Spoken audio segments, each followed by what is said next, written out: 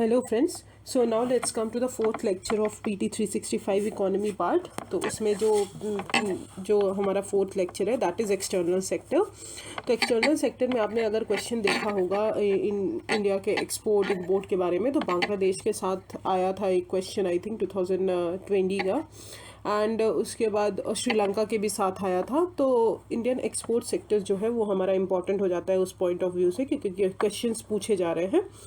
तो India's exports की अगर बात करें तो रिसेंटली ये न्यूज़ में इसलिए है क्योंकि इंडिया का जो एक्सपोर्ट है वो क्वार्टरली बेसिस पे $100 बिलियन जो है वो क्रॉस कर गया है, क्योंकि हमने सेक्टर स्पेसिफिक जो है ग्रोथ की बात की। मतलब गवर्नमेंट ने क्या किया, कोविड-19 के टाइम पे एज अ होल इकोनॉमी पे पार्ट नहीं लिया, इकोनॉमी को नहीं देखा, बट वो सेक्टर स्पेसिफिक जो है सारे को ग्रोथ देख रहे थे। तो सेक्टर स्पेसिफिक ग्रोथ की अगर बात करें तो एक्सपोर्ट्स जो है $100 बिलियन मार्क जो है पास कर गया है। मोर ऑन न्यूज़ की अगर बात करें तो गवर्नमेंट ने अभी मर्केंटाइज जो एक्सपोर्ट है उसका टारगेट $400 बिलियन किया है 2021-22 तक हमको चाहिए, और ओवरऑल एक्सपोर्ट का टारगेट है $1 ट्रिलियन एक्सपोर्ट बाई 2027। ठीक है, तो गवर्नमेंट ने अभी टारगेट कितना किया है कि 2021-22 तक हमको 400 बिलियन तक जाना है, और ओवरऑल एक्सपोर्ट जो टारगेट है हमारा 2027 तक हमको $1 ट्रिलियन एक्सपोर्ट्स जो है लाना है। अब कुछ 4 पॉइंट स्ट्रैटेजी है जो गवर्नमेंट ने एक्सपोर्ट सेक्टर को बूस्ट करने के लिए रखा है। पहला तो हमको हमारी जो मैन्युफैक्चरिंग की क्वालिटी, कुछ भी प्रोडक्ट हम मैन्युफैक्चर कर रहे हैं तो हमको उसकी क्वालिटी को इंक्रीज़ करना है। सेंटर और स्टेट को बोलना है कि वो अपने एफर्ट्स जो है लॉजिस्टिकल जो भी प्रॉब्लम्स है, जो भी मैन्युफैक्चरिंग से रिलेटेड प्रॉब्लम है, जो भी लॉजिस्टिकल प्रॉब्लम्स है उनको सॉल्व करें, उनसे उनके लिए सॉल्यूशंस निकालें।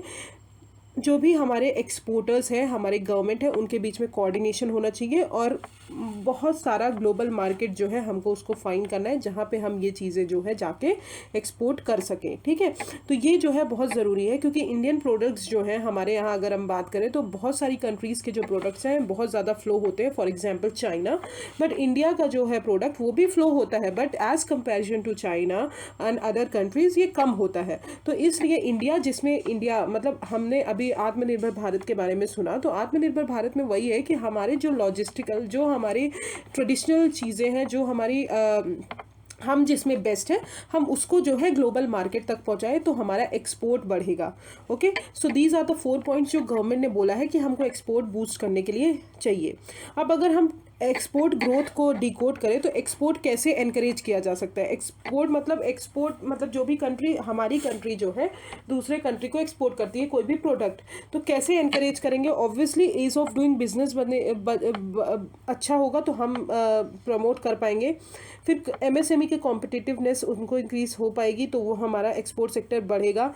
फॉरेन ट्रेड पॉलिसी जो है हमारी अच्छी होगी तब बढ़ेगा। डाइवर्सिफिकेशन होगा एक्सपोर्ट बास्केट का तब बढ़ेगा, क्योंकि एक ही प्रोडक्ट लोगों को डिमांड नहीं होती, बहुत सारे प्रोडक्ट डाइवर्सिफाई होना ज़रूरी है। रिसर्च और डेवलपमेंट हमको करना है वैल्यू एडिशन में, तो उससे भी हमारा प्रोडक्ट बढ़ेगा। अब इससे क्या होगा, जब हमारा एक्सपोर्ट ग्रोथ बढ़ जाएगा तो हमारी डोमेस्टिक कॉम्पिटिटिवनेस भी इंक्रीज हो जाएगी, क्योंकि कोई जो हमारे प्रोडक्ट्स बेचने वाले हैं, जो भी हमारे मैन्युफैक्चरर्स हैं, उनके बीच में कंपटीशन बढ़ेगा कि हम कितना अच्छा प्रोडक्ट बना दें कि हमारा जो है एक्सपोर्ट हो, इनका नहीं हो। तो उस टाइप से इकोनॉमिक ग्रोथ बढ़ेगा, पर कैपिटा इनकम बढ़ेगी, एम्प्लॉयमेंट बढ़ेगा क्योंकि लोगों को ज़्यादा एम्प्लॉय किया जाएगा, प्रोडक्शन बढ़ेगा, और करंट अकाउंट जो डेफिसिट है हमारा वो कम होगा। जो हमारे मार्केट है, अनएक्सप्लोर्ड मार्केट है अफ्रीका और लैटिन अमेरिका में, वहाँ पे पहुँचेंगे, लोकल मैन्युफैक्चरिंग को प्रमोशन होगा, और कॉम्प्लेक्स और यूनिक एक्सपोर्ट जो है उसको भी प्रमोट किया जाएगा। तो एक्सपोर्ट ग्रोथ से हमारी ये सब चीज़ें हो सकती है। अब ट्रेंड्स कुछ देख लेते हैं इंडिया के ओवरऑल ट्रेड में। तो इंडिया का ओवरऑल एक्सपोर्ट जो है मर्केंटाइज और सर्विसेज दोनों को मिला के वो $526.6 बिलियन है, जो कि पहले कितना था, 538.1 था। ठीक है, तो मतलब अभी क्या है, कम हुआ है। फिर इंडिया का जो शेयर है वर्ल्ड एक्सपोर्ट में वो इंक्रीज हो गया है 0.6% इन 1991 से 1.7% 2018 में। बट चाइना और यूएस के कंपैरिजन में इंडिया का जो शेयर है वर्ल्ड में एक्सपोर्ट से रिलेटेड वो हमारा कम है अभी भी। इंडिया जो है रैंक करता है 18th in the list of top exporting countries. As percentage of GDP अगर बताएं तो इंडिया का एक्सपोर्ट जो है 18% ऑफ जीडीपी है। इंडिया का जो सर्विसेज ट्रेड है वो भी मेजर ड्राइवर है एक्सपोर्ट का, ड्यू टू क्योंकि उसकी हाई ग्रोथ और सर्विस ट्रेड सरप्लस होता है हमारे यहाँ, क्योंकि हमारे यहाँ से जो भी सर्विसेज प्रोवाइड होती हैं बहुत हर जगह की प्रोवाइड होती हैं। ठीक है, अब कुछ इनिशिएटिव्स जो डिपार्टमेंट ऑफ कॉमर्स ने लिया है इंडिया के एक्सपोर्ट को बूस्ट करने के कोविड-19 के टाइम पे, क्योंकि कोविड-19 के टाइम पे सारा लॉकडाउन लगा था तो कुछ भी एक्सपोर्ट इंपोर्ट नहीं हुआ था। तो इनिशिएटिव्स लिया है कुछ डिपार्टमेंट ऑफ कॉमर्स ने। तो पहला है कि उन्होंने बोला है कि इम्पोर्ट वैलिडिटी पीरियड जो है उसको एक्सटेंड कर देंगे, मतलब कि जो भी जितने भी पीरियड में हम इंपोर्ट करते थे उस वैलिडिटी पीरियड को एक्सटेंड कर देंगे। एक्सपोर्ट ऑब्लिगेशन पीरियड को in advance authorization for relief of for exporters, उनके लिए एडवांस ऑथराइजेशन करेंगे। तो जो इंपोर्ट वैलिडिटी है उसको कम करेंगे, मतलब उस पीरियड को कि मतलब उस पीरियड को एक्सटेंड करेंगे कि वो बाद में भी हो सकता है, बट एक्सपोर्ट को प्रमोट करेंगे। फिर export of medical supplies to the world, जैसे हाइड्रोक्लोरिन और पैरासीटामोल जो है ये सब बहुत सारे वर्ड्स को भेजा। Enhanced ease of doing business obviously through electronic governance, ठीक है, फॉरेन ट्रेड फैसिलिटेशन, फिर सर्टिफिकेट ऑफ ओरिजिन, इससे जो है ease of doing business enhanced हुआ। Adoption of technical regulation and quality control orders, fast track mechanism for trade remedy, transparency वगैरह promote करने के लिए, और developing district as a export hub through measures like preparation of state export strategy policy by state government. तो ये सब जो है कुछ इंपॉर्टेंट इनिशिएटिव्स हैं जो डिपार्टमेंट ऑफ कॉमर्स ने लिए। अब reason for India under performance in export, क्यों इंडिया ने एक्सपोर्ट में अंडर परफॉर्म किया? तो सबसे पहली बात कि हमारा जो है पार्टिसिपेशन जो है ग्लोबल वैल्यू चेन में, अगर बात करें ग्लोबल वैल्यू चेन जहाँ पे पूरा एक जो चीज़ें हैं जहाँ पे एक सप्लाई और डिमांड जो है एक साथ जुड़े रहते हैं, तो ग्लोबल क्या होता है, ग्लोबल वैल्यू चेन जो है हमारे वहाँ पे लो पार्टिसिपेशन है, because as compare to major exporting nation जो है ईस्ट और साउथ ईस्ट एशिया, इन सब का जो है बहुत बड़ा ग्लोबल वैल्यू चेन है और हमारा कम है। Limited export basket diversification, because हम कुछ ही प्रोडक्ट्स पे ज़्यादा फोकस करते हैं as comparison to other products, ठीक है, तो इसके कारण जो है हमारा डाइवर्सिफिकेशन नहीं हो पाता एक्सपोर्ट बास्केट का। फिर low competitiveness of Indian product obviously due to domestic factors like lacklustre infrastructure, complex land, labour laws के कारण हमारा कॉम्पिटिटिवनेस है जो इंडियन प्रोडक्ट का वो भी डिक्रीज होता है, लो है। रीजनल डिस्पैरिटीज़ भी बहुत ज़्यादा है, क्योंकि 70% ऑफ जो एक्सपोर्ट होता है वो 5 स्टेट से जाता है, महाराष्ट्र, गुजरात, कर्नाटका, तमिलनाडु एंड तेलंगाना। बाकी स्टेट जो है एक्सपोर्ट में उतना परफॉर्म नहीं कर पाते हैं। इंडिया जो है 3 फंडामेंटल चैलेंजेस फेस करता है regarding with the export promotion. सबसे पहला इंट्रा और inter regional disparities. Inter regional मतलब स्टेट और स्टेट के बीच, इंट्रा रीजनल मतलब जो state within the state आपको क्या क्या परफॉर्म करना पड़ता है, जैसे कि with coastal states performing extremely well in comparison to landlocked state. Landlocked state जो है वो अच्छे से नहीं परफॉर्म कर पाते क्योंकि उनके पास जो है पोर्ट फैसिलिटी और ये सब नहीं होती। फिर आते हैं poor trade support and growth orientation among state और पुअर रिसर्च एंड डेवलपमेंट, ठीक है, तो रिसर्च और डेवलपमेंट हमारे यहाँ पुअर है। अब inability to exploit comparative advantage, जैसे कि लो स्किल्ड और लो लेबर जो है इंटेंसिव एक्सपोर्ट जो है वो भी नहीं है, क्योंकि टेक्सटाइल गारमेंट्स जो है हमारे यहाँ फुटवियर जो है इंडिया के वो शेयर जो है बांग्लादेश और वियतनाम में ले लिया है, क्योंकि टेक्सटाइल्स जो है आजकल लेबर इंटेंसिव सेक्टर है जहाँ पे लेबर हमारे नहीं रखे जाते हैं, तो उसके कारण भी जो है बांग्लादेश और वियतनाम ने वहाँ पे वो ले लिया है, ठीक है। अब हम देखते हैं टॉप 5 डेस्टिनेशन जो इंडिया में है जहाँ से मतलब जो इंडिया एक्सपोर्ट करता है जहाँ पे वो कहाँ जाती है। तो सबसे पहली है यूएस, याद कर लीजिए बहुत इंपॉर्टेंट है। तो सबसे पहला है यूएस, यूनाइटेड स्टेट में सबसे ज़्यादा एक्सपोर्ट होता है, फिर यूनाइटेड यूएई में, फिर चाइना में, फिर हांगकांग में और देन सिंगापुर में। तो ये बहुत ज़रूरी है आपको याद करना, सबसे अदर्स में ये होता है, ठीक है। तो सबसे ज़्यादा यूएसए, फिर उसके बाद यूएई, फिर चाइना, फिर हांगकांग और सिंगापुर, ये याद कर लीजिए बहुत इंपॉर्टेंट है। फिर शेयर ऑफ टॉप 5 कमोडिटीज़ जो इंडिया के एक्सपोर्ट्स में है, तो सबसे पहली कमोडिटी जो है वो that is petroleum product. Petroleum product हम सबसे ज़्यादा एक्सपोर्ट करते हैं। फिर pearls and precious and semi precious stones, then उसके बाद ड्रग फॉर्मुलेशन, बायोलॉजिकल, फिर उसके बाद फोर्थ है gold and other precious metals, jewellery, and third है आयरन स्टील, ठीक है। तो ये जो है इकोनॉमिक सर्वे में दिया है, that's why I have explaining in this, ठीक है। तो इकोनॉमिक सर्वे का अगर आपको चाहिए होगा तो मैं वो भी आपको पढ़ा दूंगी अपने नोट्स से जो कि मैंने बनाए हैं, तो उससे आपको मैं ज़रूर पढ़ा दूंगी, बट ये जो है आप यहीं से पढ़ लीजिए। अब आते हैं रीसेंट इनिशिएटिव जो है एक्सपोर्ट को बूस्ट करने के लिए क्या क्या लिया गया है। तो इंडिया एक्सपोर्ट इनिशिएटिव जो है वो MSME सेक्टर के जो एक्सपोर्ट है उनको इंक्रीज़ करने के लिए लिया गया है, जहाँ पे 50% जो है 2022 तक हमको एक्सपोर्ट MSME सेक्टर से इंक्रीज़ करनी है। क्या यूज़ करके? बाय सप्लाई इंफॉर्मेशन पोर्टल आता है, उसको यूज़ करके एक्सपोर्ट हमको एमएसएमई सेक्टर का इंक्रीज़ करना है। एमएसएमई अगर अभी नियरली बताए तो 40% कंट्रीब्यूट कर रही है ओवरऑल इंडिया के एक्सपोर्ट में, तो मतलब 50% टारगेटेबल है, वो अचीवेबल है, तो अचीव कर लेंगी। फिर आते हैं capital infusion in export credit guarantee corporation. तो ये सेटअप हुई थी 1957 में एक्सपोर्ट को प्रमोट करने के लिए, बहुत सारे क्रेडिट रिस्क इंश्योरेंस प्रोवाइड करने के लिए। तो जो भी एक्सपोर्ट कर रहा है उसको क्रेडिट मतलब जो इंश्योरेंस है वो प्रोवाइड किया जाएगा, मतलब तो उनको बेनिफिट मिलेगा कि वो और ज़्यादा होंगे कि उनको जो है और ज़्यादा जो है एक्सपोर्ट करना है। तो ECGC जो है उन्होंने एक निर्विक स्कीम भी लॉन्च की थी, ये भी मैंने आपको पढ़ाया है PT 365 में पिछली बार। तो ये प्रोवाइड करेंगे हाई इंश्योरेंस कवरेज, प्रीमियम जो है स्मॉल एक्सपोर्टर्स के लिए वो रिड्यूस करेंगे और सिंप्लीफाइड जो सेटलमेंट प्रोसेस है उसको ईजी करेंगे। फिर आते हैं प्रोडक्शन लिंक्ड इंसेंटिव स्कीम, जो कि प्रोवाइड किया है 13 हाई पोटेंशियल सेक्टर्स को, ऑटो, बैटरी, सेल, इन सबको मैन्युफैक्चरिंग को प्रमोट करने के लिए। फिर export preparedness index NITI Aayog promote करती है, जो भी एक्सपोर्ट पोटेंशियल है हमारे स्टेट के उनको हाईलाइट करती है और रोल जो है रीजनल लेवल इकोनॉमिक्स को उनको बढ़ाती है।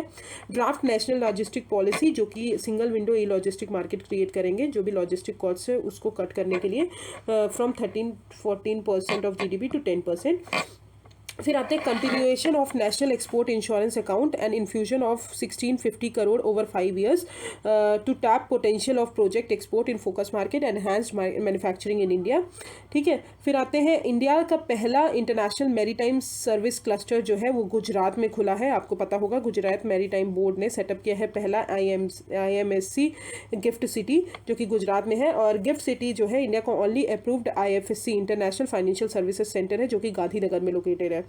अब IMSC जो है इंटरनेशनल मैरीटाइम सर्विस क्लस्टर जो है ये एक इकोसिस्टम डेवलप करेगा, जहाँ पे बहुत सारे पोर्ट्स, शिपिंग, लॉजिस्टिक और सर्विसेज प्रोवाइडर्स जो हैं वो एक साथ आएंगे और सारी चीज़ें जो है रेगुलेट करेंगे।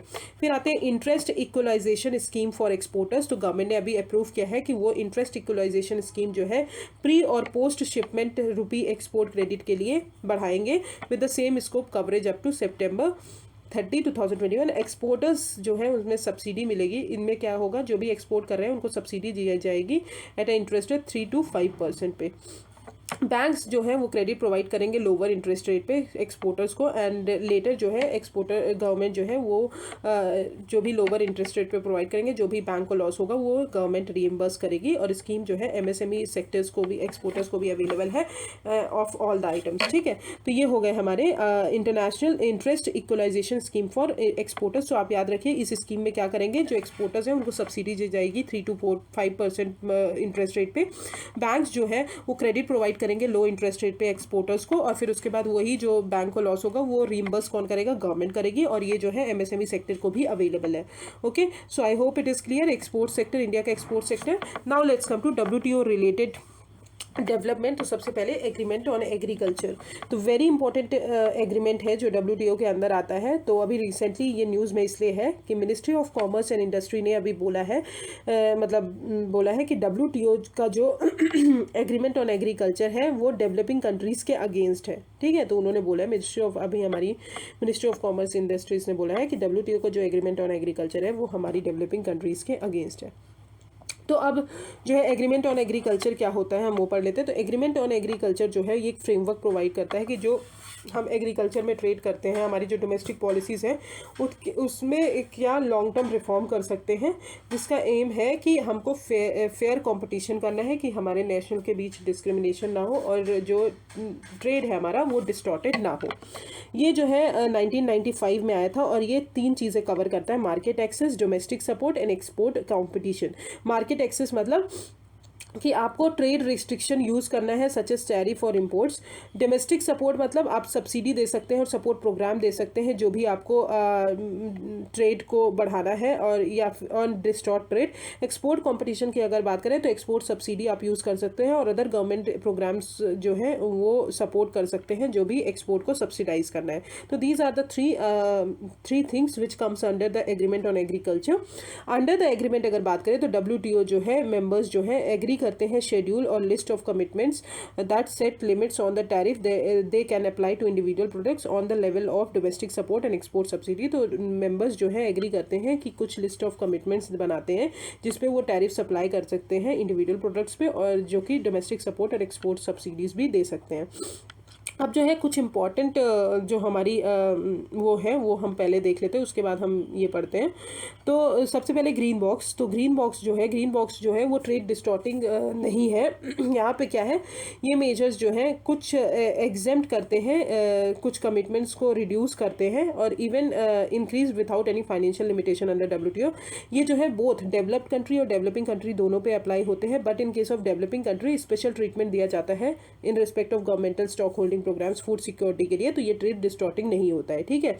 अब आते हैं एम्बर बॉक्स। एम्बर बॉक्स जो है all domestic support measures considered at distort production and trade, ठीक है। तो ये जो भी डोमेस्टिक सपोर्ट और वो सब जो भी ट्रेड को डिस्टॉर्ट करते हैं दो कंट्रीज के बीच, वो एम्बर बॉक्स में आते हैं। फॉर एग्जांपल MSP हो गया, प्रोक्योरमेंट प्राइस हो गया, टोटल सब्सिडीज जो इनपुट फर्टिलाइजर इन सब के लिए दिए जाते हैं, तो एम्बर बॉक्स में आते हैं।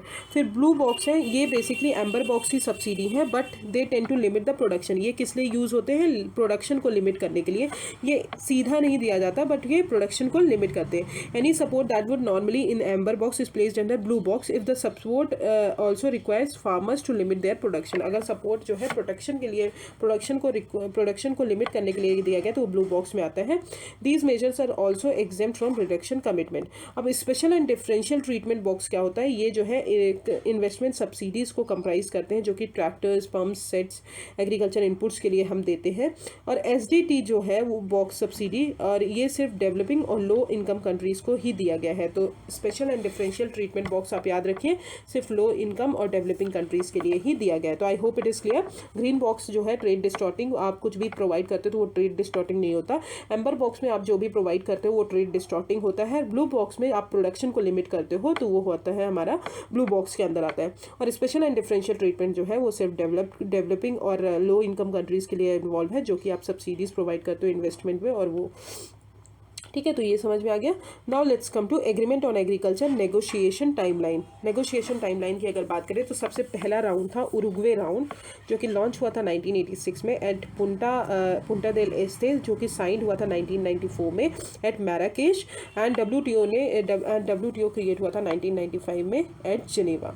तो एग्रीमेंट ऑन एग्रीकल्चर जो है वो साइन किया गया था, WTO मेंबर्स ने साइन किया था विद, उन्होंने बोला था कि स्पेसिफिक कमिटमेंट हम करेंगे कि हमको जो है सपोर्ट और प्रोटेक्शन जो है हम डोमेस्टिक सपोर्ट देते हैं उन सबको रिड्यूस करेंगे, एक्सपोर्ट सब्सिडी रिड्यूस करेंगे, मार्केट एक्सेस रिड्यूस करेंगे।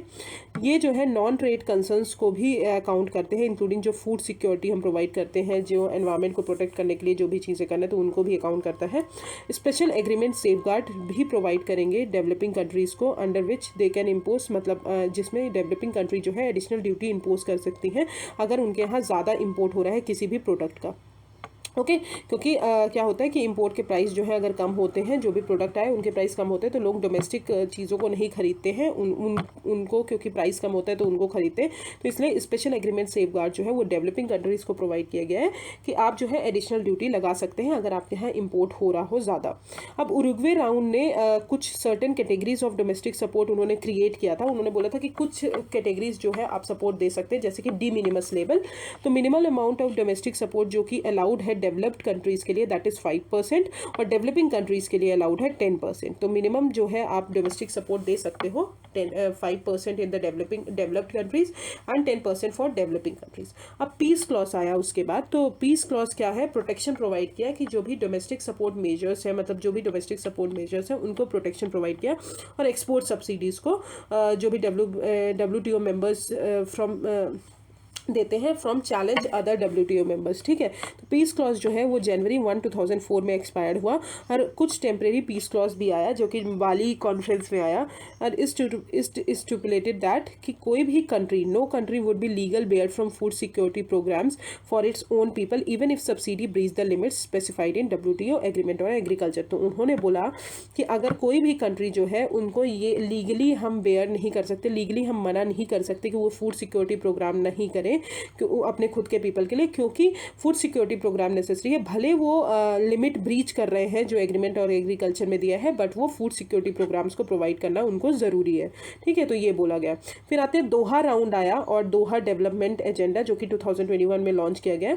2013 का जो बाली कॉन्फ्रेंस आया था, बाली मिनिस्ट्रियल कॉन्फ्रेंस, वहाँ पे ट्रेड फैसिलिटेशन एग्रीमेंट साइन किया गया और बहुत सारे एग्रीकल्चर एग्रीमेंट्स आए, जैसे कि permanent solution public stock holding के लिए किया जाएगा, ग्रीन बॉक्स को एक्सपैंड किया जाएगा जनरल सर्विसेज के लिए, डिक्लेरेशन किया गया कि जो भी एक्सपोर्ट सब्सिडी है, all forms of export subsidy उनको रिड्यूस करें, और टेम्प्रेरी पीस क्लॉज जो है बाली में ऐड किया गया है। फिर 2015 में नैरोबी पैकेज आया जहाँ पे एग्रीकल्चर एक्सपोर्ट सब्सिडी को डिलीट करने की बात की गई, एलिमिनेट करने की बात की गई और कुछ सेट ऑफ डिसिप्लिन्स लाए गए। तो WTO मेंबर्स ने इंगेज किया कि उन्होंने परमानेंट सॉल्यूशन एक फाइंड किया कि डेवलपिंग कंट्रीज जो है public stock holding programs for food security purposes के लिए वो ज़रूरी है, और मिनिस्टर्स ने एग्री किया कि वो नेगोशिएशन कंटिन्यू करेंगे on a special safeguard mechanism.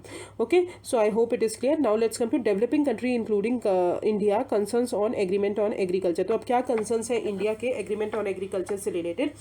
तो अर्जेंटली हमको परमानेंट सॉल्यूशन चाहिए और वर्केबल सॉल्यूशन चाहिए जो हम कर सके पब्लिक स्टॉक होल्डिंग पे, क्योंकि हम अगर public stock holding food grain को स्टोर नहीं करेंगे और लोगों तक, तो हमारी फूड सिक्योरिटी कहीं ना कहीं अफेक्ट हो जाएगी।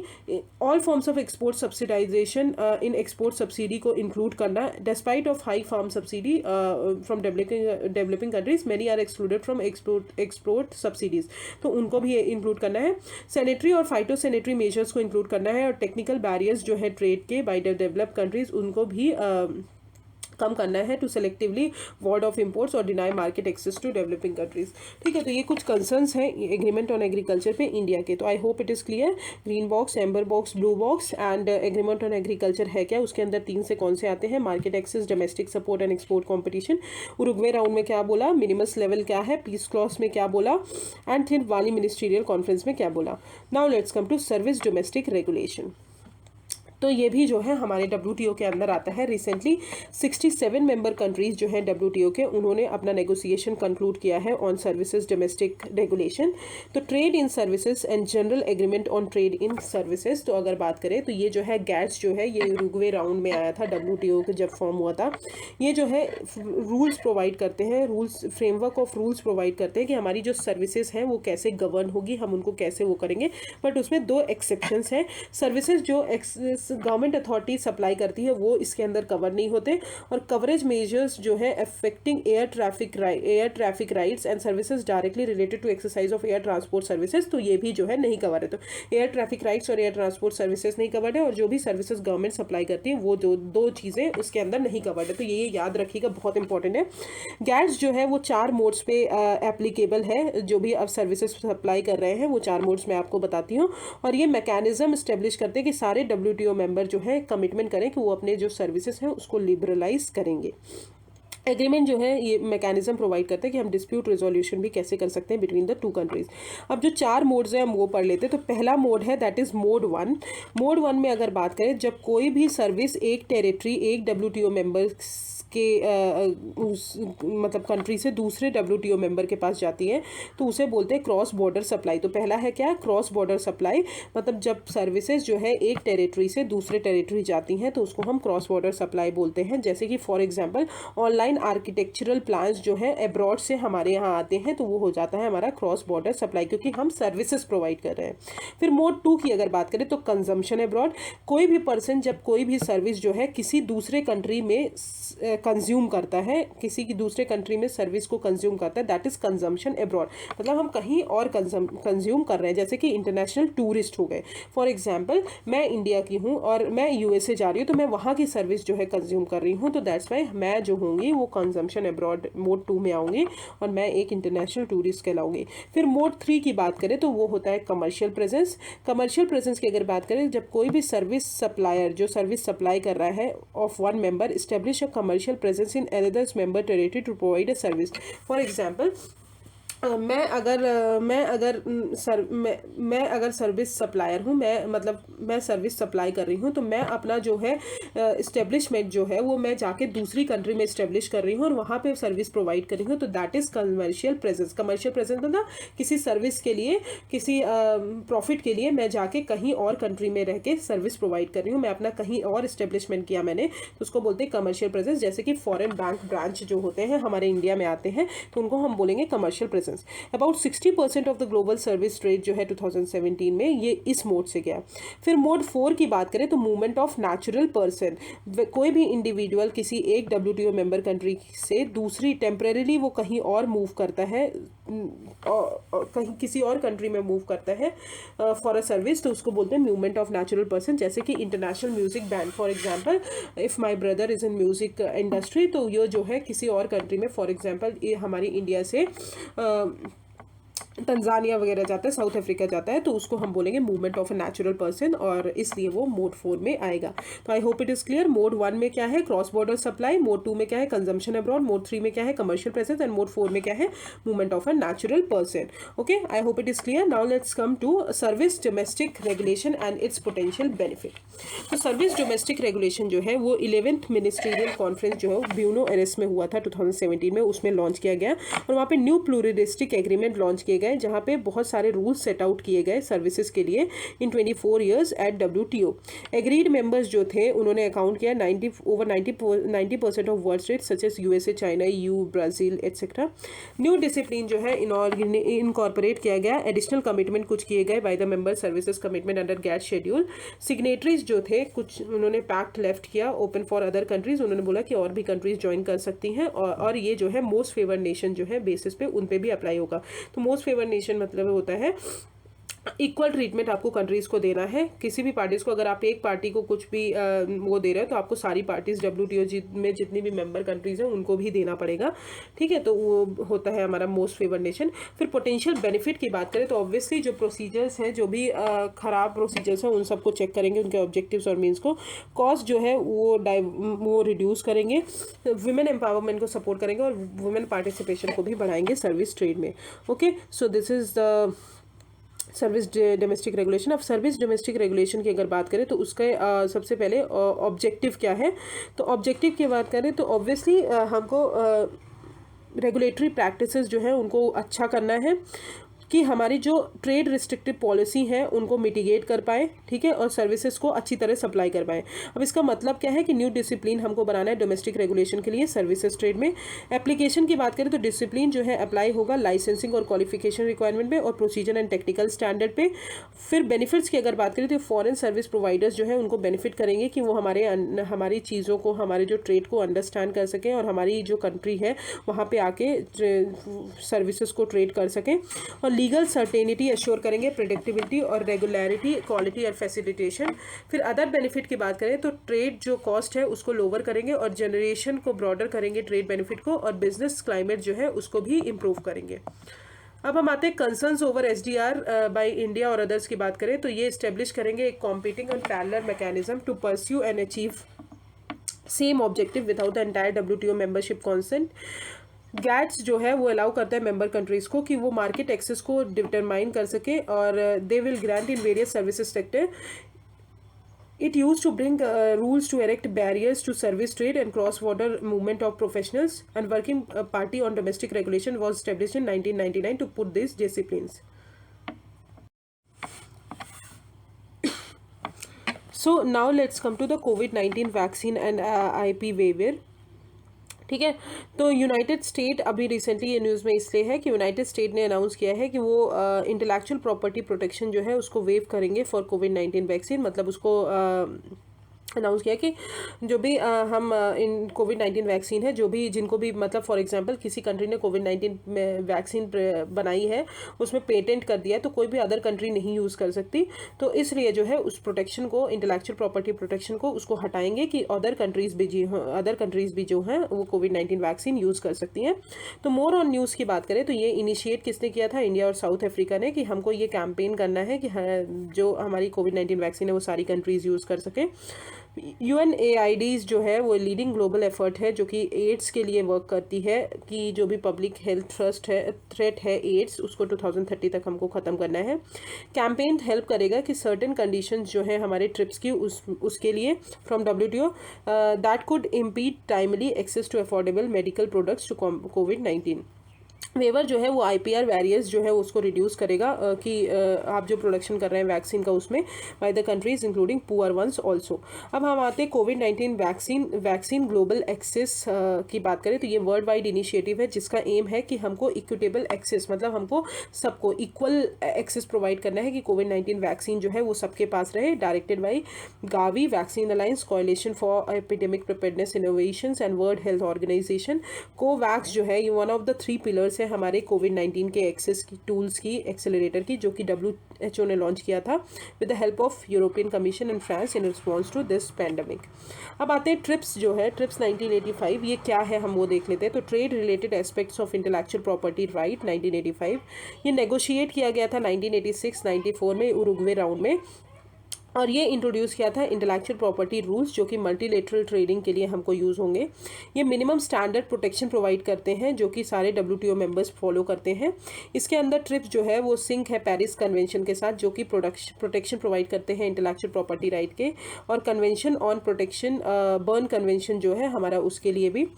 और ये जो है कवर करते हैं copyright, trademark, geographical indication, industrial design, layout design, ठीक है, अनडिस्क्लोज्ड इन्फॉर्मेशन, तो इन सबको कवर करते हैं। और कंपलसरी लाइसेंस भी अलाउड होता है अंडर दिस ट्रिप्स एग्रीमेंट के अंदर। कंपलसरी लाइसेंस भी दिया है 2001 में WTO दोहा डिक्लेरेशन जब हुआ था।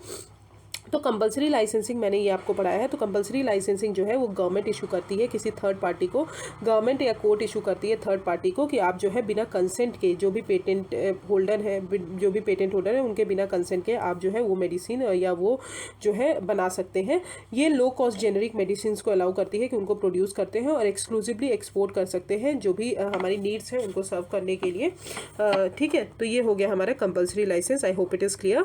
Now let's come to intellectual property right. अब इस इंटेलेक्चुअल प्रॉपर्टी राइट्स जो है वो कैसे स्ट्रेंथन होगा, कैसे बढ़ पाएगा, जब हमारी इकोनॉमिक ग्रोथ और डिमांड बढ़ेगी।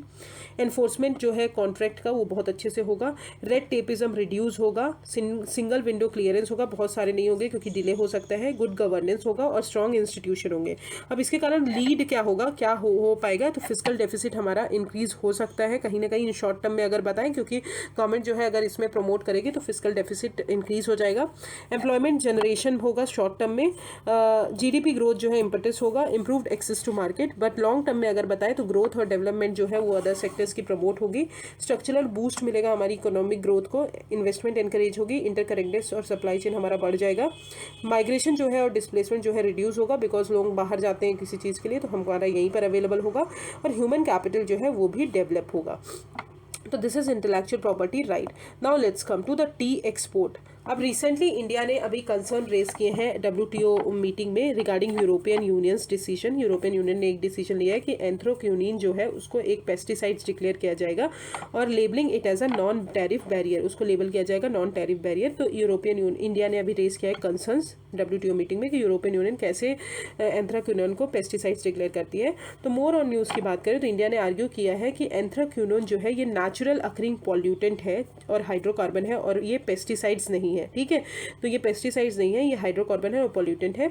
रशिया ने क्लासिफाइड किया है टी एज अ फ्रूट और vegetables due to which higher level quality check parameters was applied to tea. तो उन्होंने बोला है कि रशिया ने बोला है कि फ्रूट्स और वेजिटेबल है टी, तो इसलिए हाई लेवल क्वालिटी चेक हमको टी की करनी पड़ेगी।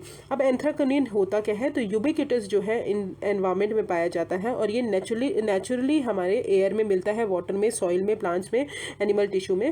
और ये क्या है, बर्ड रेपेलेंट होता है जो कि पेंट, टेक्सटाइल और पेपर इंडस्ट्रीज में मिलता है। बर्ड रेपेलेंट मतलब बर्ड जो है चिपकती नहीं है, दूर भागती है।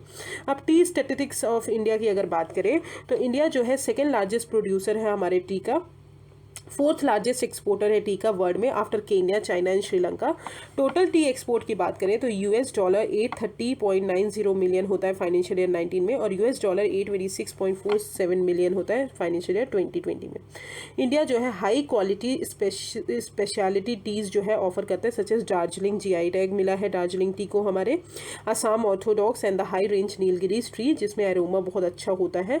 और इंडिया जो है दोनों टाइप की टी को प्रमोट करता है, crush tea tear curl and orthodox variety of tea को भी प्रमोट करता है।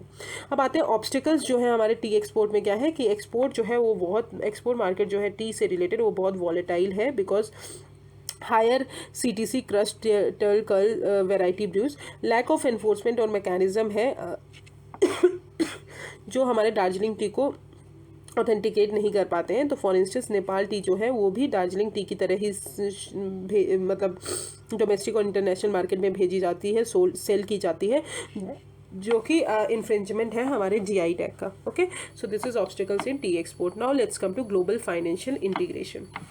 अब ग्लोबल फाइनेंशियल इंटीग्रेशन की बात करें तो कैपिटल अकाउंट कन्वर्टिबिलिटी, ये मैंने आपको आई थिंक मंथली मैगजीन में पढ़ाया है, ठीक है। तो उससे पहले हम बैलेंस ऑफ पेमेंट समझ लेते हैं वो होता क्या है। बैलेंस ऑफ पेमेंट आपको पता होगा कि जितने भी इकोनॉमिक ट्रांजैक्शन होती हैं एक साल के अंदर एक कंट्री से दूसरे कंट्री के बीच, तो that is called balance of payment. वो सारे रिकॉर्ड्स वो बैलेंस ऑफ पेमेंट में होता है। यूजुअली वो 1 ईयर का होता है, जो कि मैंने बता दिया। इसके 2 कंपोनेंट होते हैं, पहला होता है करंट अकाउंट, दूसरा होता है कैपिटल अकाउंट। करंट अकाउंट वो होते हैं जहाँ पे शॉर्ट टर्म ट्रांजेक्शन हम करते हैं, उनको हम करंट अकाउंट बोलते हैं। कैपिटल अकाउंट उन्हें बोलते हैं जहाँ पे हम लॉन्ग टर्म ट्रांजेक्शन करते हैं, उन्हें हम कैपिटल अकाउंट बोलते हैं।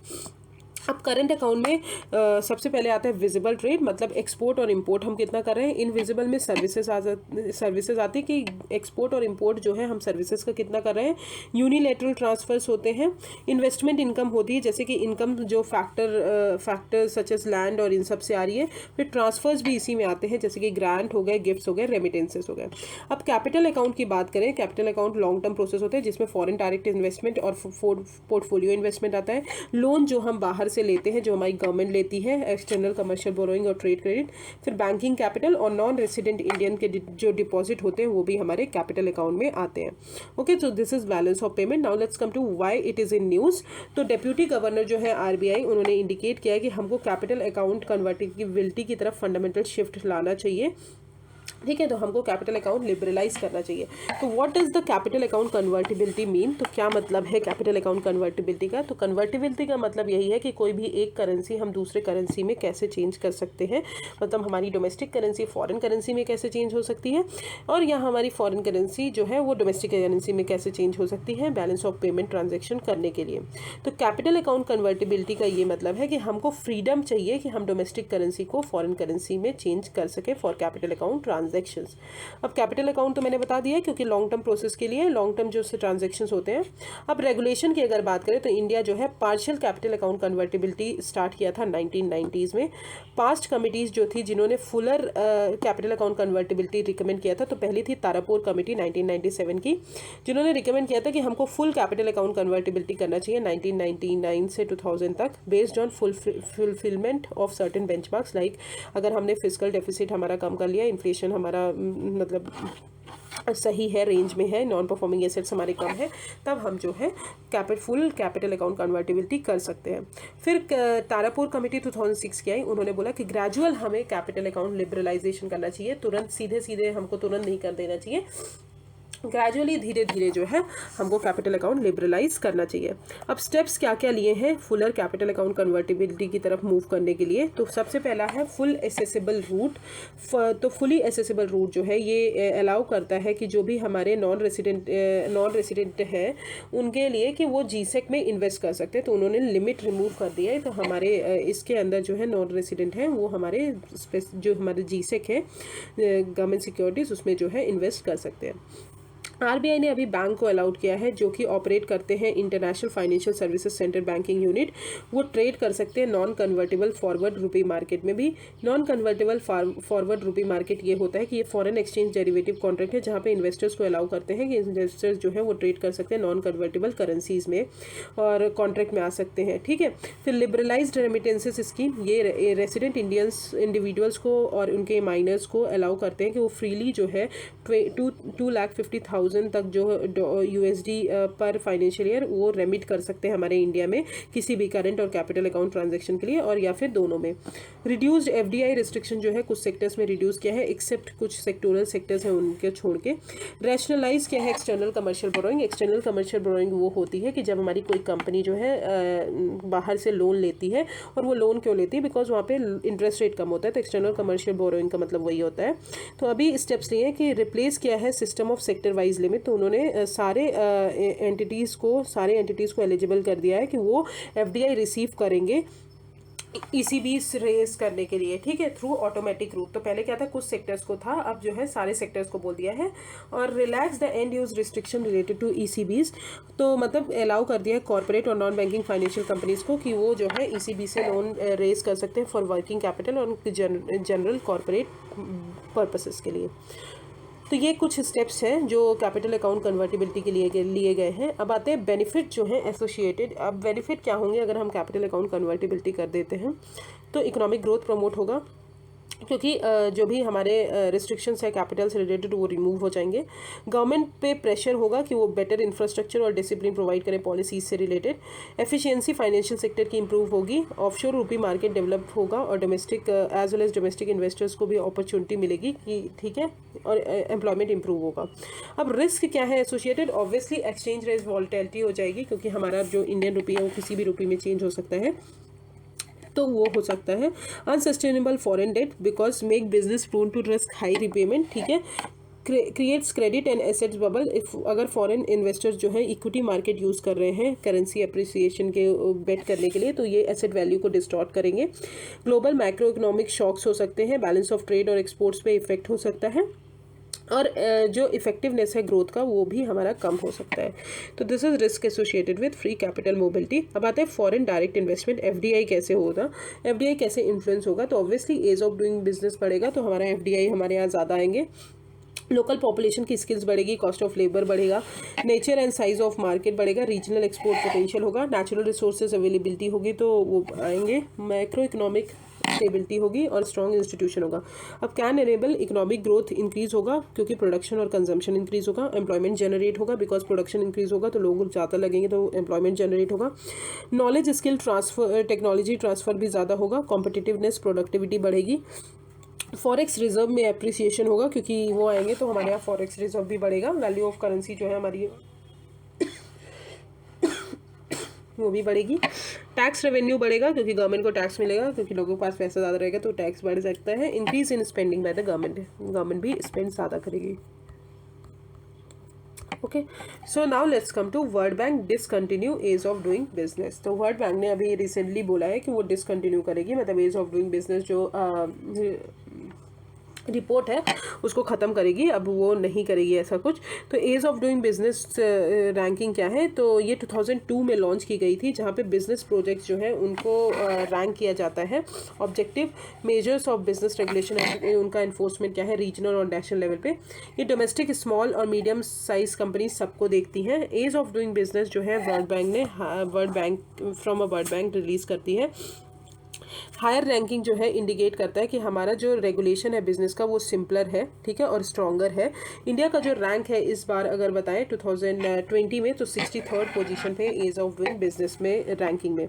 अब एज ऑफ डूइंग बिजनेस क्यों हमको हटाना है, क्यों वर्ल्ड बैंक बोल रहे हैं कि उसको डिसकंटिन्यू करेंगे? तो पहला है कि डिसीजन टू डिसकंटिन्यू जो है वो आया था डेटा इरेगुलरिटीज़ के कारण। जो भी वो डेटा निकालते हैं तो बहुत ज़्यादा इरेगुलरिटीज़ होती है, कुछ कंट्रीज़ को ज़्यादा फेवर करते हैं, कुछ कंट्रीज़ को नहीं फेवर करते, तो उसके कारण। फिर आता है लिबर्टेरियन बायस, तो कुछ कंट्रीज़ को लिबरल मतलब as it tends to reduce the complexity of economic activity to a few quantifiable metrics with a libertarian bias, creating a incentives for countries to pursue economic policies। कुछ countries को वो incentives provide करते हैं कि economic policies pursue करें जो world bank के vision follow कर रही है, तो उन्हीं को अच्छा रैंक देते हैं। Gaming the system, obsessing countries to move up in the ranking rather than pushing up long term structural reform, one size fits all approach and based on ideological priors of institutions and stakeholders is always likely to come in some fatal flaws। Okay, so these are the some issues।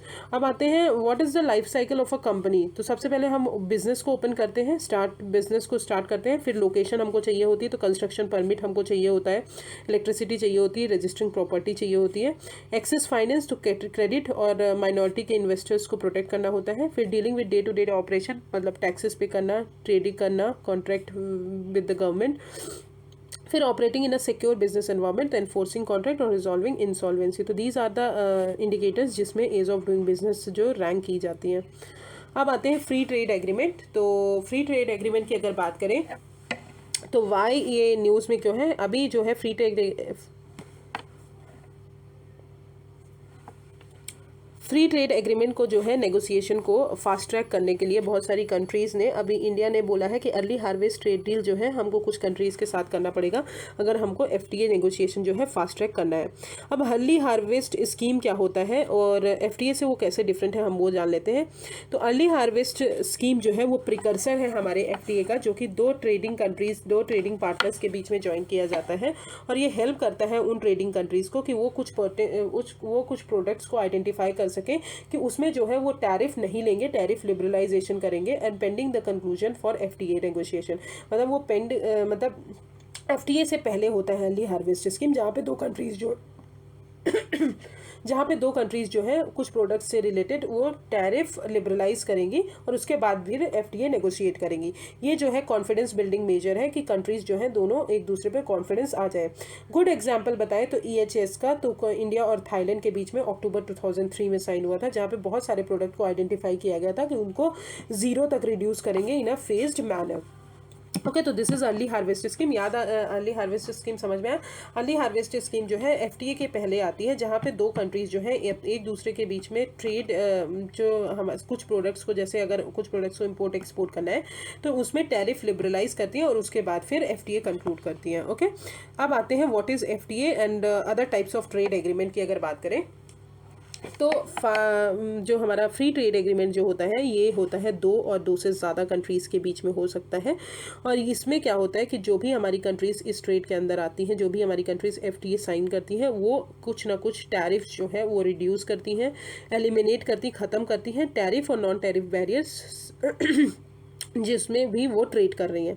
अब FTA जो है वो trade in goods, trade in services दोनों को cover करता है, but also other areas जैसे intellectual property rights से ट्रेड कर रहे हो आप तो उसमें भी वो FTA जो है उसको भी कवर करता है। अब other types of trade agreements की अगर बात करें तो सबसे पहला आता है preferential trade agreement. Preferential trade agreement में क्या होता है, 2 और 2 से ज़्यादा पार्टनर्स जो है एक साथ आते हैं, वो बोलते हैं कि हम टैरिफ रिड्यूस करेंगे on agreed number of tariff lines, मतलब कितना भी टैरिफ है हम उसको रिड्यूस करेंगे। जिनके साथ PTA साइन होता है वो दोनों कंट्रीज एक साथ आती हैं या उससे ज़्यादा countries PTA। For example India, Mercosur, PTA जो है FTA से छोटा है।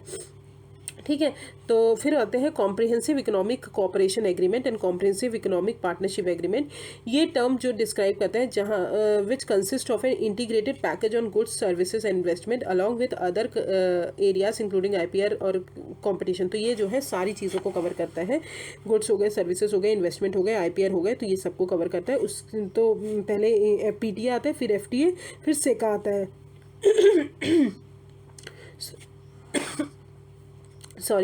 फिर आते हैं कस्टम यूनियन की अगर बात करें तो कस्टम यूनियन जो है ये पार्टनर कंट्रीज जो है वो डिसाइड करती हैं कि हम जो है 0 ड्यूटी लगाएंगे एक दूसरे के साथ। मतलब मान लीजिए 5-6 कंट्रीज एक साथ आ गई और उन्होंने बोला कि हम जो है अब 0 ड्यूटी लगाएंगे, हम जो भी इंपोर्ट एक्सपोर्ट करेंगे हम उसमें टैरिफ नहीं लेंगे। हाउएवर वो common tariff against rest of the world maintain करते हैं। मतलब अगर 5 कंट्रीज एक साथ आई तो वो जो है 0 टैरिफ पे चीज़ें अपना लेंगे, बट जो अदर कंट्रीज हैं उनके साथ वो कुछ ना कुछ कॉमन टैरिफ लगाएंगे। जो 5 कंट्रीज हैं वो अदर कंट्रीज के साथ कॉमन टैरिफ लगाएंगे, for example south African custom union. फिर आते हैं कॉमन मार्केट। कॉमन मार्केट उससे बड़ा टर्म होता है। कॉमन मार्केट जो है वो कस्टम यूनियन की तरह होता है, जो फ्री मूवमेंट जो है लेबर का और कैपिटल टेक्निकल स्टैंडर्ड को हार्मोनाइज करता है, जैसे कि European common market is an example. अब इकोनॉमिक यूनियन की बात करें, ये भी कॉमन मार्केट का एक्सटेंशन है, जहां पे further monetary policies, executive, judicial, legislative सब कुछ शेयर किया जाता है, फॉर एग्जांपल यूरोपियन यूनियन। तो ये है हमारा वो। तो अगर इंक्रीजिंग ऑर्डर में लगाने को है तो पहले PTA आता है, फिर FTA आता है, फिर सेका आता है, फिर custom union, common market and then economic market. Okay, I hope it is clear. Now let's come to की ग्लोबल इंस्टीट्यूशन की अगर बात करें तो सबसे पहले आते हैं world trade organization, very important. तो वर्ल्ड ट्रेड ऑर्गेनाइजेशन का हेडक्वार्टर जो है दैट इज़ जेनेवा, स्विट्ज़रलैंड में है, और ये जो है सक्सेसर है हमारा गैट का। मतलब गैट का जो भी general agreement on tariffs and trade था उसका सक्सेसर है, क्योंकि गैट के अंदर जो है बहुत सारी चीज़ें कवर नहीं होती है थी, जैसे कि हमारा सर्विसेज कवर नहीं होता था, IPR कवर नहीं होता था, इसलिए हमारा फिर WTO बनाया गया। और ये ग्लोबल इंटरनेशनल ऑर्गेनाइजेशन है, ओनली ग्लोबल इंटरनेशनल ऑर्गेनाइजेशन है जो ट्रेड करती है बिटवीन द नेशन। ये 1 जनवरी 1995 को बनी, after a successful Uruguay round हुआ उसके बाद। 164 कंट्रीज इसमें है और 98% ऑफ द वर्ल्ड ट्रेड को ये रिप्रेजेंट करती हैं विथ नोगोजी ओकोंजो-इवेला जो थे वो डायरेक्टर जनरल हैं अभी करंट। और ये जो है फर्स्ट वुमेन है और फर्स्ट अफ्रीकन है जो WTO की डायरेक्टर जनरल है। गोल क्या है कि हमको फ्रीली हमारा ट्रेड करना है। और WTO की जो फ्लैगशिप पब्लिकेशन है वो आपको याद करने की बहुत ज़रूरत है। तो वर्ल्ड ट्रेड रिपोर्ट और वर्ल्ड ट्रेड स्टैटिस्टिकल रिव्यू जो है वो WTO निकालते हैं। ओके फिर आते हैं इंटरनेशनल मॉनेटरी फंड IMF। तो ब्रिटेन वुड्स कन्वेंशन आपने पढ़ा होगा, कॉन्फ्रेंस पढ़ा होगा, उसमें जो है यूनाइटेड नेशन का कॉन्फ्रेंस है जिसमें दो चीज़ें आई, IMF आया और वर्ल्ड बैंक आया। तो IMF जो है, IMF का हेडक्वार्टर है हमारा USA में, वॉशिंगटन USA, और ये स्पेशलाइज्ड UN एजेंसी है 1944 की। तो याद रखिएगा WTO UN एजेंसी नहीं है, पर IMF और वर्ल्ड बैंक जो है यूनाइटेड नेशन एजेंसी है, 1944 में आई, जहाँ पे 44 कंट्रीज़ ने साइन किया। ये इकोनॉमिक और फाइनेंशियल जो पॉलिसीज़ हैं हमारी कंट्रीज़ की उनको मैनेज करती है। जब भी हमारे कंट्रीज़ में BOP वगैरह क्राइसिस आते हैं तो हमारी कंट्रीज़ को ये लोन प्रोवाइड करती है, फाइनेंशियल स्टेबिलिटी प्रोवाइड करती है हमारे कंट्रीज़ को। तो ये जो है IMF इस पर्पज़ से बनाया गया। ये फैसिलिटेट करती है कि जो भी हमारा इंटरनेशनल ट्रेड है, सस्टेनेबल इकोनॉमिक ग्रोथ है, एम्प्लॉयमेंट और ये है, इनका स्टैंडर्ड जो है बहुत हाई हो। अब IMF की कुछ फ्लैगशिप रिपोर्ट है जो आपको याद करने की ज़रूरत है, that is world economic outlook जो है IMF रिलीज़ करती है। तो याद कर लीजिए, वर्ल्ड इकोनॉमिक आउटलुक कौन रिलीज़ करता है? IMF। फिर ग्लोबल फाइनेंशियल स्टेबिलिटी रिपोर्ट भी IMF रिलीज़ करती है, फिस्कल मॉनिटर भी वही रिलीज़ करती है, एंड एक्सटर्नल सेक्टर रिपोर्ट भी वही रिलीज़ करती है। फिर आते हैं वर्ल्ड बैंक। वर्ल्ड बैंक भी ब्रिटेन वुड्स कन्वेंशन में है जो कि वॉशिंगटन USA में इसका भी हेडक्वार्टर है, स्पेशलाइज्ड UN एजेंसी है। इसमें इस वर्ल्ड बैंक के अंदर 5 ऑर्गेनाइजेशन आती हैं। पहला है international bank for reconstruction and development, जो क्या करती है, जो हमारे लोन्स प्रोवाइड करती है मिडिल इनकम और क्रेडिट वर्दी लो इनकम कंट्रीज़ को। तो ये जो है IBRD जो है, ये किसको प्रोवाइड करती है लोन, ये याद करने की ज़रूरत है, मिडिल इनकम कंट्रीज़ और लो इनकम कंट्रीज़ को प्रोवाइड करती है। फिर इंटरनेशनल डेवलपमेंट एसोसिएशन है जो कि 1960 में इस्टेब्लिश हुआ, जो कि इंटरेस्ट फ्री लोन्स प्रोवाइड करती है पुअरेस्ट कंट्रीज़ को। इंटरेस्ट फ्री लोन्स और ग्रांट्स प्रोवाइड किसको करती है? पुअरेस्ट कंट्रीज़ को करती है। और इन दोनों को वर्ल्ड बैंक बोला गया, ठीक है। 5 ऑर्गेनाइजेशन जो आती हैं उनको वर्ल्ड बैंक ग्रुप बोला गया, बट इन दोनों को जो है वर्ल्ड बैंक बोला गया। फिर addition to above to world bank group जो है इंटरनेशनल फाइनेंस कॉर्पोरेशन जो है उसको भी सेटअप किया गया 1956 में। ये जो है लार्जेस्ट ग्लोबल डेवलपमेंट इंस्टीट्यूशन है जो कि फोकस करती है हमारे प्राइवेट सेक्टर पे। फिर मल्टीलेटरल इन्वेस्टमेंट गारंटी एजेंसी आई जो कि 1988 में क्रिएट की गई, जो कि FDI प्रमोट करेगी डेवलपिंग कंट्रीज़ में फॉर इकोनॉमिक ग्रोथ और पॉवर्टी रिडक्शन के लिए।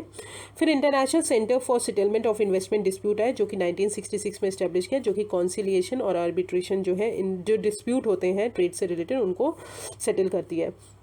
वर्ल्ड बैंक की कुछ फ्लैगशिप पब्लिकेशन है, global financial development report, world development report और ग्लोबल इकोनॉमिक प्रोस्पेक्ट जो है, ये दोनों किसकी, ये तीनों किसकी हैं? वर्ल्ड बैंक की हैं। और रिसेंटली वर्ल्ड बैंक ने ईज ऑफ डूइंग बिजनेस को डिसकंटिन्यू कर दिया है। अब आते हैं न्यू डेवलपमेंट बैंक। तो न्यू डेवलपमेंट बैंक जो है इसका हेडक्वार्टर शंघाई में है, चाइना में। ये मल्टीलेटरल डेवलपमेंट इंस्टीट्यूशन है जो कि ब्रिक्स समिट का जो 4th ज़िला समिट हुआ था ब्रिक्स में, उसके थ्रू ये इस्टेब्लिश की गई थी। 2015 से ऑपरेशनल है। ये जो है सारे रिसोर्सेज जो हैं उनको मोबिलाइज करती है इंफ्रास्ट्रक्चर के लिए और सस्टेनेबल डेवलपमेंट प्रोजेक्ट के लिए, जो भी हमारी ब्रिक्स कंट्री है उनको। इसका ऑथराइज कैपिटल अगर बात करें तो $100 बिलियन है और सब्सक्राइब कैपिटल जो है $550 बिलियन है। और न्यू डेवलपमेंट बैंक जो है वो ब्रिक्स कंट्रीज़ बस के लिए नहीं है, वो अदर कंट्रीज़ भी इसकी मेंबर बन सकती हैं। तो याद रखिएगा कि ये जो है बियॉन्ड जो है ब्रिक्स बियॉन्ड ब्रिक्स भी ज्वाइन करते हैं। फिर आसियान डेवलपमेंट बैंक, तो एशियान डेवलपमेंट बैंक जो है इसका हेडक्वार्टर मनीला और फिलीपींस में है। ये भी मल्टीलेटरल डेवलपमेंट बैंक है जो कि 1966 में इस्टेब्लिश हुआ था। ये 31 मेंबर्स से स्टार्ट हुआ था, बट अभी जो है 68 मेंबर्स हैं। आउटसाइड द एशियन कंट्रीज़, उसके आउटसाइड भी वो मेंबर्स बन सकते हैं। It works toward a prosperous inclusive and resilient sustainable Asia and Pacific, ठीक है। ये हेल्प करता है मेंबर्स को और पार्टनर्स को लोन प्रोवाइड करके, टेक्निकल असिस्टेंस प्रोवाइड करके, ग्रांट सिक्योरिटी ये सब देते हैं। जापान और USA का बिगेस्ट शेयर होल्डर है। फिर उसके बाद चाइना और इंडिया आते हैं, और इंडिया जो है बिगेस्ट बेनिफिशियरी है ADB लोन्स का। और आसियान डेवलपमेंट आउटलुक जो है इन्हीं की रिपोर्ट है। फिर आते हैं एशियन इंफ्रास्ट्रक्चर इन्वेस्टमेंट बैंक। ये जो है चाइना लेड बैंक है, इसका हेडक्वार्टर बीजिंग में है, और ये मल्टीनेशनल डेवलपमेंट बैंक है जो कि सोशल इकोनॉमिक कंडीशन है डेवलप करता है एशिया और उसके बियॉन्ड। इसमें जो है एशिया के बियॉन्ड भी मेंबर बन सकते हैं। 2016 में ऑपरेशनल हुआ था। After articles of agreement sign हुआ था 2015 में। इसकी मेंबरशिप है 57, अभी 57 थे, मतलब 57 से 105 हो गए हैं। ये फाइनेंस करता है इंफ्रास्ट्रक्चर फॉर टुमारो, जो कि हमारे सस्टेनेबिलिटी के लिए बहुत इंपॉर्टेंट है, सस्टेनेबल इकोनॉमिक डेवलपमेंट के लिए। 4 थीमेटिक प्रायोरिटीज़ एरियाज़ हैं AIIB के: green infrastructure, connectivity and regional cooperation, technology enabled infrastructure, private capital mobilization. और चाइना जो है हमारा बिगेस्ट शेयर होल्डर है, और उसके बाद इंडिया है, उसके बाद रशिया है। तो रशिया को इंडिया ने सरपास कर दिया, तो इंडिया जो है सेकेंड नंबर पे आ गया है। फिर आते हैं OECD, organization for economic cooperation and development. OECD का जो हेडक्वार्टर है that is Paris and France. ये एक इंटर गवर्नमेंटल इकोनॉमिक ऑर्गेनाइजेशन है जो कि 1961 में इस्टेब्लिश हुई थी इकोनॉमिक ग्रोथ को, इकोनॉमिक प्रोग्रेस को बढ़ाने के लिए। ये सुपरसीड किया इसने organization for European economic cooperation, पहले उसका ये नाम था OECD का, OEEC, स्टेब्लिश 1941 मार्शल प्लान को एडमिनिस्टर करने के लिए। ऑर्गेनाइजेशन का मोटो ये है कि better policies for better lifes, ठीक है, जो भी हमारी लाइफ्स हैं उनके लिए पॉलिसीज़ बेटर बनानी। इंडिया जो है OECD का मेंबर नहीं है, बट की इकोनॉमिक पार्टनर है OECD के साथ। OECD की कुछ फ्लैगशिप स्कीम्स जो पब्लिकेशंस जो है, इंटरनेशनल माइग्रेशन आउटलुक जो है OECD निकालती है, और OECD बेटर लाइफ इंडेक्स, ठीक है। फिर आते हैं वर्ल्ड इकोनॉमिक फोरम। तो वर्ल्ड इकोनॉमिक फोरम जो है इसका हेडक्वार्टर जेनेवा स्विट्जरलैंड में है। ये नॉन फॉर प्रॉफिट ऑर्गेनाइजेशन है, फाउंडेशन है, जो कि फाउंड हुई थी 1971 में। Klaus Schwab for private public cooperation उन्होंने फाउंड की थी। ये पॉलिटिकल, बिजनेस, कल्चर और सोसाइटी जो है उसमें इन्वॉल्व रहती है। मोटो क्या है? Entrepreneurship in global public interest. तो फ्लैगशिप रिपोर्ट क्या है? Global competitiveness report, global gender gap report, global risk report, and recently global cyber security outlook भी वर्ल्ड इकोनॉमिक फोरम निकालती है। तो आपको इसमें से हेडक्वार्टर याद करने की ज़रूरत है, उनका मेन पर्पस क्या है, ठीक है, किसने स्टैब्लिश किया है, किसका शेयर सबसे ज़्यादा है, और इनकी फ्लैगशिप पब्लिकेशन क्या है, वो याद करने की ज़रूरत है। अब आते हैं अदर ग्लोबल फाइनेंशियल डेवलपमेंट्स। तो उसमें सबसे पहला टॉपिक है दैट इज़ कॉर्नवल कंसेंसस। तो ये कॉर्नवल कंसेंसस जो है अभी ये न्यूज़ में क्यों है, तो एक रिपोर्ट पब्लिश हुई जहाँ पे G7 इकोनॉमिक रेजिलियंस पैनल ने डिमांड किया कि वो जो radically different relationship between the public and private sector to create a sustainable, equitable and resilient economy. तो उन्होंने बोला है रिलेशनशिप जो है पब्लिक और प्राइवेट सेक्टर्स का उनका रेडिकल होना चाहिए, सो दैट सस्टेनेबल, इक्विटेबल और रिजिलेंट इकोनॉमी जो है हम क्रिएट कर सकें। तो प्रपोज कॉर्नवालिस कंसेंसस जो है उन्होंने वॉशिंगटन कंसेंसस को रिप्लेस किया, जिसमें विच define the rules of the game for the global economy. Global economy में क्या गेम होना चाहिए, क्या रूल्स होना चाहिए, तो उसके लिए तो वॉशिंगटन कंसेंसस ये बोला था कि जो स्टेट का रोल है उसको हम मिनिमाइज करते हैं और प्राइवेट रोल जो है उसको बढ़ाते हैं किसी भी चीज़ के लिए, ठीक है, ट्रेड लिबरलाइजेशन चाहे जिसके लिए भी हो। तो स्टेट का रोल हम कम करते हैं, मतलब गवर्नमेंट का रोल, और प्राइवेट को ज़्यादा वो करते हैं, फ्री मार्केट बनाते हैं। तो उससे क्या होगा, हमारे बहुत सारे फ़ायदे होंगे,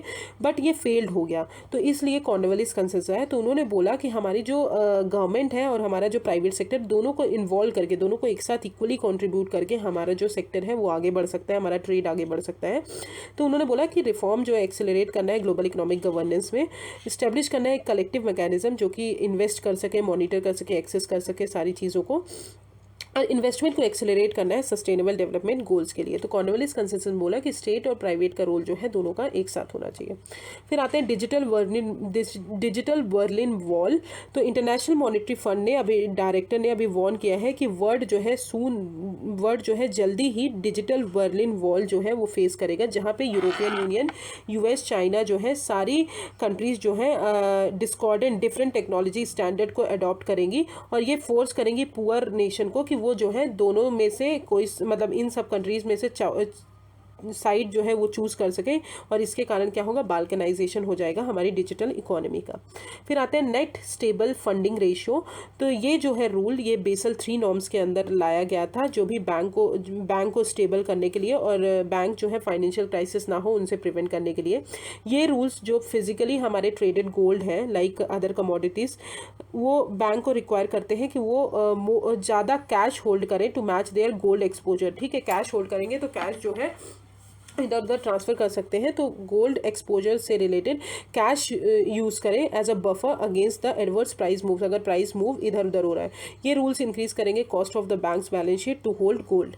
फिर आते हैं लॉन्जिविटी फाइनेंस। तो लॉन्जिविटी फाइनेंस क्या होता है, उससे पहले हम ये देख लेते हैं। तो international finance service centre authority ने अभी कॉन्स्टिट्यूट किया है एक्सपर्ट कमेटी कि वो अप्रोच को रिकमेंड करें towards the development of longevity finance hub. Need for longevity finance, तो ग्लोबल एस्टिमेट ने सजेस्ट किया कि 1 बिलियन से ज़्यादा पीपल जो है वो सिल्वर जनरेशन में है, मतलब एज 60 और उससे ज़्यादा ओल्ड है, जिनका स्पेंडिंग जो है $15 ट्रिलियन है। डेवलपमेंट जो है मेडिसिनल साइंस और टेक्नोलॉजी पे हमको बहुत ज़रूरी है, क्योंकि लाइफ स्पैन जो है हमको लॉन्जेविटी बढ़ानी है। डेमोग्राफिक चेंज जो है वो कुछ ना कुछ चैलेंज ओपन कर रहा है, अपॉर्चुनिटीज़ बढ़ा रहा है in wealth management, health insurance and other investment products. तो this is longevity finance. Now let's come to key concept and information on external sector. तो सबसे पहला आता है LIBOR, that is London interbank offered rate. तो London interbank offered rate एक benchmark interest होता है, बेंचमार्क इंटरेस्ट रेट होता है जिसमें एक बैंक जो है, एक ग्लोबल बैंक जो है दूसरे ग्लोबल बैंक को लेंड करता है उस इंटरेस्ट रेट पे, ठीक है। तो शॉर्ट टर्म लोन्स जो है वो प्रोवाइड करते हैं। तो लिबोर जो है अभी जून 30, 2023 में फेस्ड आउट किया जाएगा, बिकॉज आरबीआई ने एडवाइजरी इशू किया है कि हमको लिबोर से ज़्यादा हमको अच्छा है कि हम alternate reference rate like EONIA, SARON जो है ये सब यूज़ करें, लिबोर ना यूज़ करें। फिर आते हैं एनफोर्सिंग कॉन्ट्रैक्ट पोर्टल। तो ये डिपार्टमेंट ऑफ जस्टिस ने लॉन्च किया है। ये इसका एम क्या है कि एज ऑफ डूइंग बिजनेस जो है हमको उसको प्रमोट करना है, जो भी हमारे कॉन्ट्रैक्ट रिलेटेड डिले होती है उनको हमको सही करना है, एनफोर्समेंट रिजीम उसको सही करना है। इंडिया का रैंक जो है 163 है on enforcing contract in ease of doing business. तो पोर्टल जो है हमको ये प्रोवाइड करेगा, इम्प्रूव करेगा, लेजिस्लेटिव और पॉलिसी रिफॉर्म्स करेंगे, जो भी हमारे ईजी एक्सेस करेंगे हमारी इन्फॉर्मेशन के, जो भी लेटेस्ट इन्फॉर्मेशन उनके बारे में, और access to repository of commercial laws for ready interference. फिर अमेरिका कॉम्पिटिस एक्ट। तो America COMPETES opportunity for manufacturing preeminence in technology and economic strength act इतना ज़्यादा इंपॉर्टेंट नहीं है। तो ये जो है प्रोसीजर्स फॉरेन नेशनल्स को बताएंगे कि उनका ऑनरशिप इंटरेस्ट क्या होगा इन स्टार्टअप एंटिटी, ठीक है। तो ये इतना इंपॉर्टेंट नहीं, इसको पढ़ने की जरूरत नहीं है। फिर आते हैं स्पेशल ड्राइंग राइट्स। तो special drawing rights very important. ये क्या है, एक इंटरनेशनल रिजर्व एसेट्स है जिसको किसने क्रिएट किया है, आईएमएफ ने क्रिएट किया है 1969 में, कि वो सप्लीमेंट करेंगे मेंबर कंट्रीज़ को ऑफिशियल रिजर्व्स के लिए। इसका वैल्यू जो है वो 5 करेंसी पे बेस्ड है, US dollar, euro, Chinese, Japanese and British. तो इंडियन नहीं है इसमें, ये ना ही करेंसी है ना ही क्लेम है आईएमएफ का। इसका ये जो है पोटेंशियल क्लेम है on freely usable countries for IMF members. SDR जो है वो एक्सचेंज किया जा सकता है फॉर दीज करेंसीज।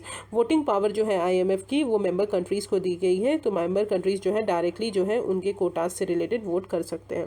फिर tax inspector without borders program, ये जो है इनिशिएटिव है ओईसीडी और यूएनडीपी का, जो कि टैक्स नॉलेज है हमारी ग्लोबली वर्ल्ड में, तो वो जो है डेवलपिंग कंट्रीज़ के साथ वो शेयर करें टैक्स एडमिनिस्ट्रेशन, जो भी टैक्स नॉलेज है। TIWP जो है वो प्रोग्राम है, वो इंक्लूड करता है pre audit risk assessment, investing techniques, audit cases like transfer pricing issues, ये सब सेक्टर स्पेसिफिक चीज़ें भी देखता है। ये क्या कवर नहीं करता, जो कस्टम मैटर्स है, असिस्टेंस जो अभी हम कस्टम मैटर्स को देते हैं वो कवर नहीं करता, और not is concern with providing policy support वगैरह नहीं प्रोवाइड करता। ये फ्लेक्सिबल है और स्पेसिफिक नीड्स को भी प्रोवाइड करता है। तो टैक्स इंस्पेक्टर विदाउट बॉर्डर्स जो है ये UNDP और OECD का है।